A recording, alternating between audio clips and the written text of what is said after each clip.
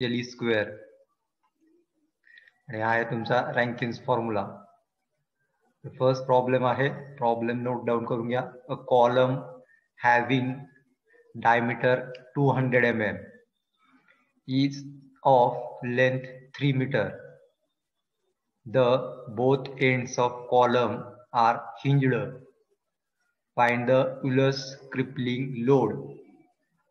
For that, take Young's modulus E is equal to 2 into 10 to power 5 MPa. तर आपल्याला column दिलेला आहे आणि तो कॉलम आहे तुमचा circular column.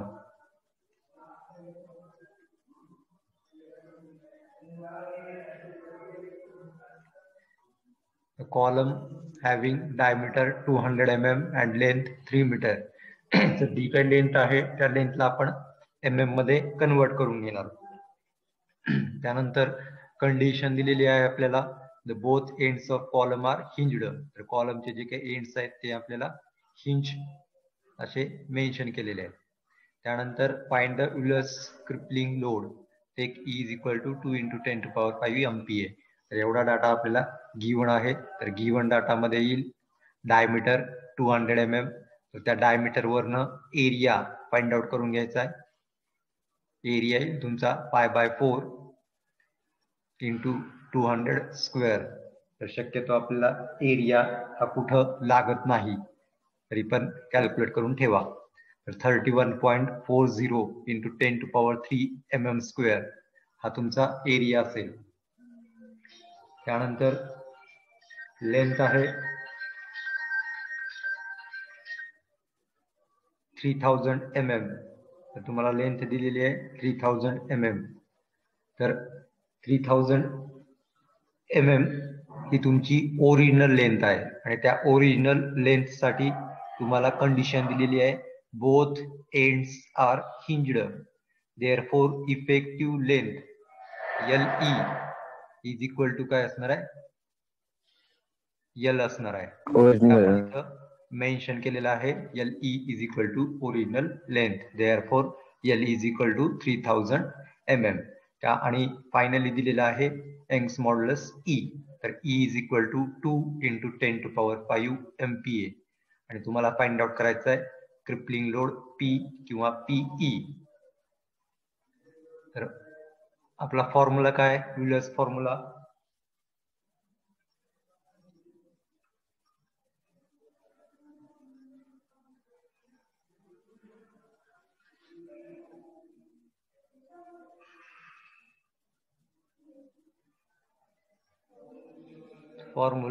Euler's formula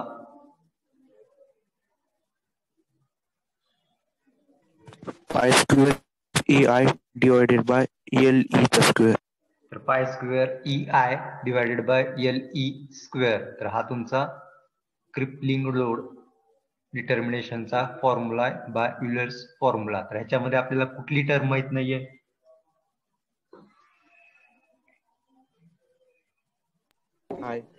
I. तर मोमेंट ऑफ इनर्शिया हा तुम्हाला फाइंड आउट करावा लागेल. तर शेप कुठला आहे कॉलमचा, सर्क्युलर. सर्क्युलर आहे. तर सर्कलचा मोमेंट ऑफ इनर्शियाचा फॉर्म्युला काय, π/64 into d raised to 4. तर π/64 into d raised to 4. तर या फॉर्म्युलामध्ये व्हॅल्यूज पुटअप करून आपण मोमेंट ऑफ इनर्शिया हा फाइंड आउट करणार आहोत. तर moment of inertia I is equal to π/64 into d raised to 4. तर डायमीटर दिलेली आपल्याला 200. तर 200 चा 4th पॉवर बरोबर येते का बघा. Moment of inertia 78.53 into 10 to power 6 mm raised to 4. Unit हे mm raised to 4 असेल, तिथं चुकून mm raised to स्क्वेअर झालेला आहे. यायले का 78.53 into 10 to power 6 mm raised to 4. हो सर. त्यानंतर आपला युलर्स फॉर्म्युला आहे PE is equal to pi square EI divided by LE square. तर या फॉर्म्युल्यामधल्या ऑल व्हॅल्यूज आपल्याला आता माहित झालेल्या आहेत.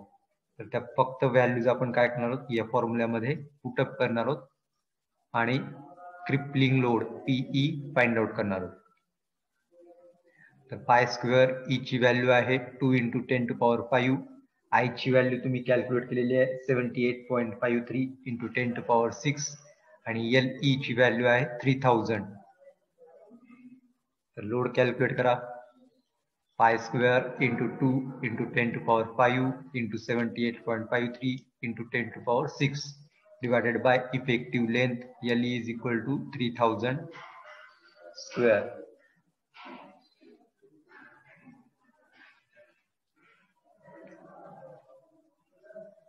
किती येते लोड?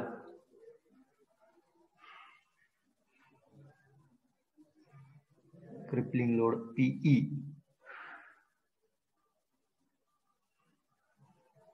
17.22 × 10⁶. तर 17.22 × 10⁶ हा न्यूटन मध्ये असेल. त्याला जर आपण किलो न्यूटन मध्ये केलं तर 17.22 × 10⁻³ किलो न्यूटन असेल.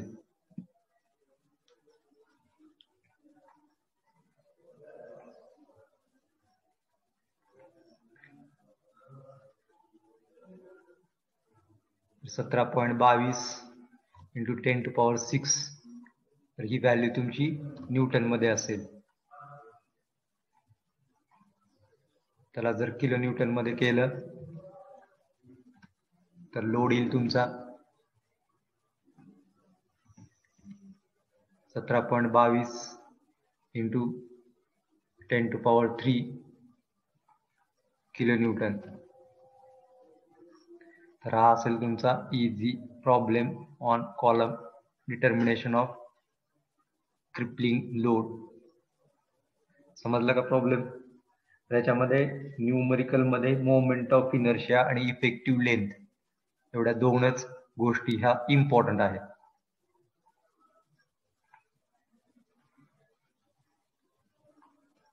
घ्या नेक्स्ट प्रॉब्लेम घ्या.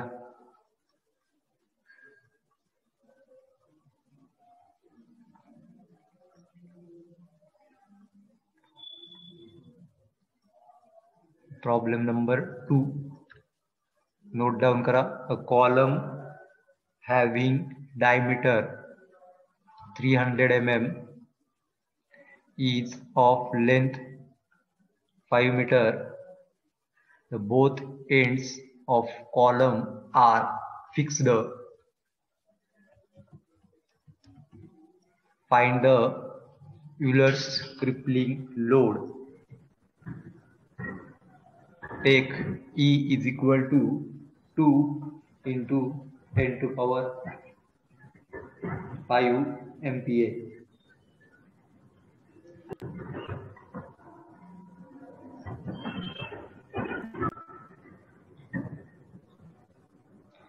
आपसे आहे का?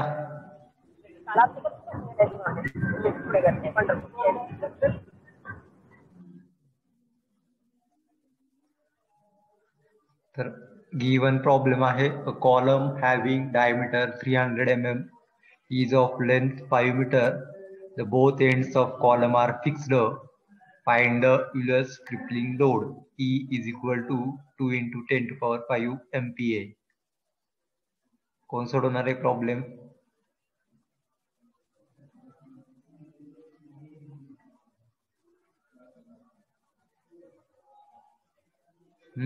कोण सांगणार आहे?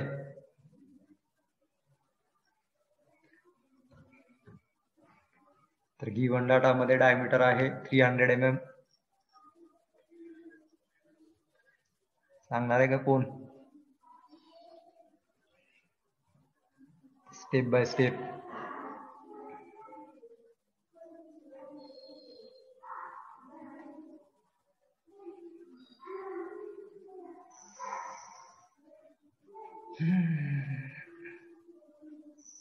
देवकर. हा सर. कॅल्क्युलेटर आहे का? हो सर. सांग एरिया किती येते. तर फर्स्ट एरिया कॅल्क्युलेट करून घ्या. π/4 × d² म्हणजे 300 चा square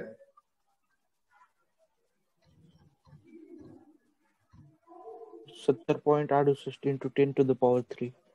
70.68 into 10 to power 3 mm raise to square हा असेल तुमचा एरिया. त्यानंतर लेंथ दिलेली आहे 5 मीटर. तर 5 मीटरला आपण mm मध्ये जर कन्वर्ट केलं तर ओरिजिनल लेंथ असेल तुमची 5000 mm. त्यानंतर आपल्याला गिवन कंडिशन प्रॉब्लेम मध्ये मेन्शन केलेली आहे बोथ एंड्स फिक्स्ड. जर बोथ एंड्स हे फिक्स्ड असतील तर इफेक्टिव्ह लेंथचा फॉर्म्युला काय येईल L E is equal to L/2. L by 2 म्हणजेच 5000 डिवायडेड बाय 2 असेल. किती येईल 2500. 2500 mm ही तुमची इफेक्टिव्ह लेंथ असेल एल ई. आणि त्यानंतर कॅपिटल ई ची व्हॅल्यू दिलेली आहे 2 इंटू 10 टू पॉवर 5 MPa. त्यानंतर नेक्स्ट फाइंड आउट करायचं आपल्याला moment of inertia of a circular column. तर moment of inertia of a circular column I is equal to formula आहे pi by 64 into D raise to 4. तर diameter आपल्याला इथं दिलेला आहे 300. त्याच्यामुळे पाय बाय 64 इंटू 300 चा 4th पॉवर असेल 397.60 into 10 to the power 6. 97.60. तर 397.70 into 10 to power 6 mm raise to 4 हा असेल तुमचा मोमेंट ऑफ इनर्शिया. त्यानंतर by using Euler's formula determine the crippling load pi square EI divided by LE square.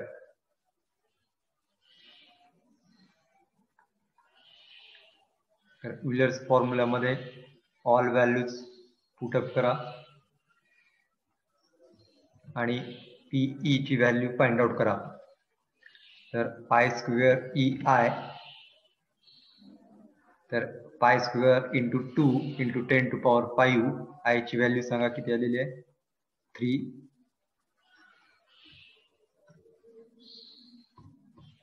397.60 into 10 to the power 6.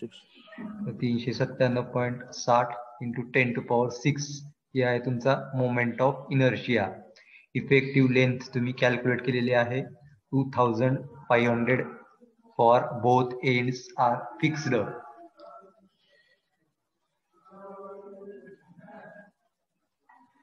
किती येतो मग crippling load in newton 125.57 into 10 to the power 6. 125.57 into 10 to the power 6 Newton. 125.57 into 10 to power 6 newton असेल. आणि जर kilo newton मध्ये convert केलं तर 125.57 into 10 to power 3 kilo newton असेल.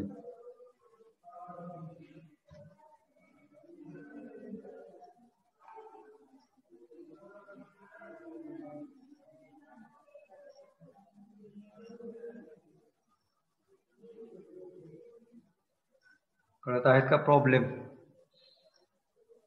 हो सर. नेक्स्ट घ्या आता प्रॉब्लेम. लिहित आहेत का प्रॉब्लेम सायमल्टेनियसली?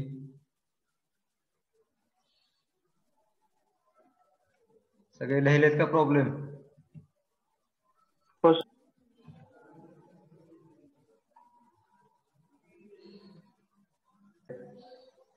डायमीटर दिलेली आहे 250. एरिया किती येत आहे परदेशी? 49.08 into 10 to the power 3. जरा तू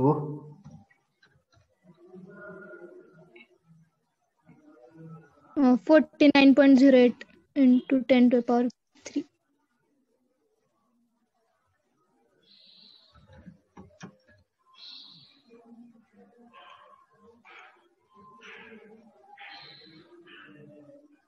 पुढं Length is equals to 4000 mm. Length दिलेली आहे 4000 mm आणि कंडिशन दिलेली आहे बोथ एंड्स आर फिक्स्ड. तर बोथ एंड्स फिक्स्ड आहेत, त्यामुळं LE effective length is equal to L/2 असेल. म्हणजेच 4000 2000. डिवायडेड बाय 2 म्हणजे 2000 mm ही तुमची इफेक्टिव्ह लेंथ असेल LE. आणि E दिलेला आहे 2.1 × 10⁵ MPa आणि फॅक्टर ऑफ सेफ्टी दिलेली आहे 2.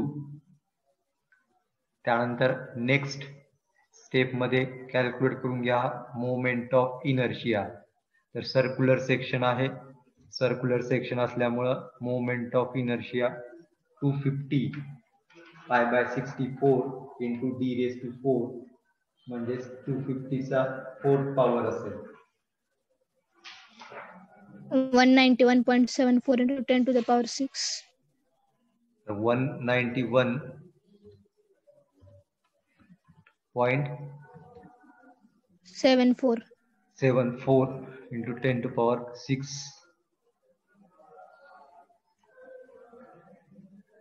हा तुमचा मोमेंट ऑफ इनर्शिया असेल. आणि त्यानंतर पहिल्यांदा क्रिपलिंग लोड काढायचा आहे आणि त्यानंतर सेफ लोड काढायचा आहे.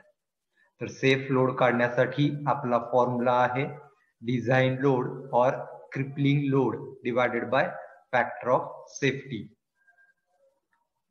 तर आपल्याला फॅक्टर ऑफ सेफ्टी ही मेन्शन आहे 2, पण आपल्याला क्रिपलिंग लोड किंवा डिझाइन लोड पहिल्यांदा काढून घ्यावा लागेल. As per formula PE is equal to π² EI divided by LE². तर व्हॅल्यूज पुटअप करा.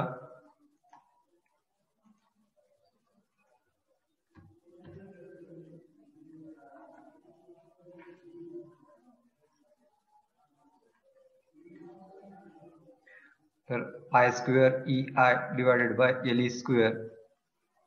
तर π² E ची व्हॅल्यू आहे 2.1 × 10⁵. I ची value moment of inertia 191.7.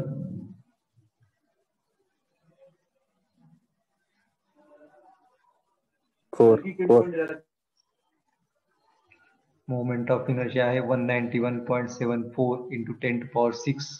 LE आहे 2000, त्याचा पॉवर 2. किती येत आहे क्रिपलिंग लोड 99.35 × 10⁶. 99.35 × 10⁶ न्यूटन. आणि जर किलो न्यूटन मध्ये कन्वर्ट केला तर 99.35 10⁻³ असेल. त्यानंतर नेक्स्ट फाइंड आउट करा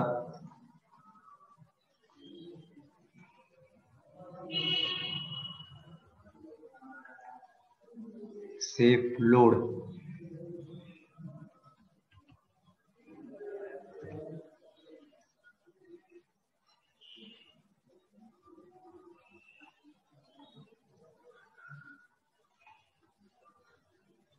$49.67 × 10⁻³ किलोन्यूटन. सेफ लोड साठी फॉर्म्युला आहे तुमचा crippling load divided bye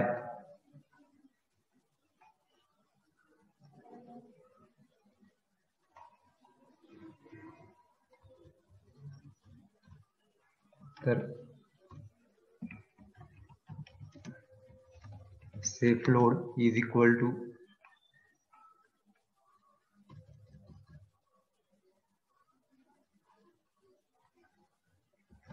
design load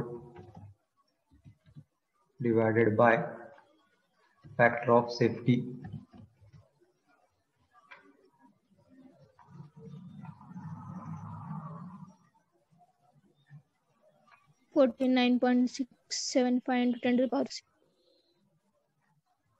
तर डिझाइन लोड वरती काढलेला आहे तुम्ही आणि फॅक्टर ऑफ सेफ्टी तुम्हाला प्रॉब्लेम मध्ये दिलेला आहे 2. व्हॅल्यूज पुटअप करा आणि आन्सर फाइंड आउट करा किलो न्यूटन मध्ये.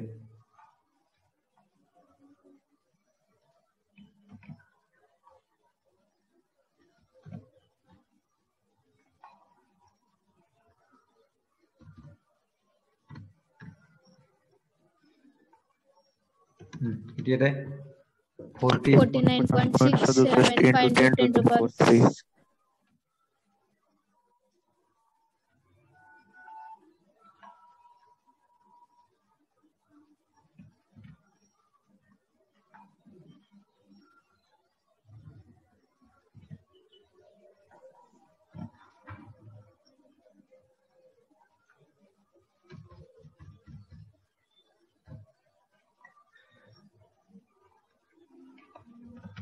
या टाईपचे प्रॉब्लेम तुम्हाला सॉल्व्ह करायचे.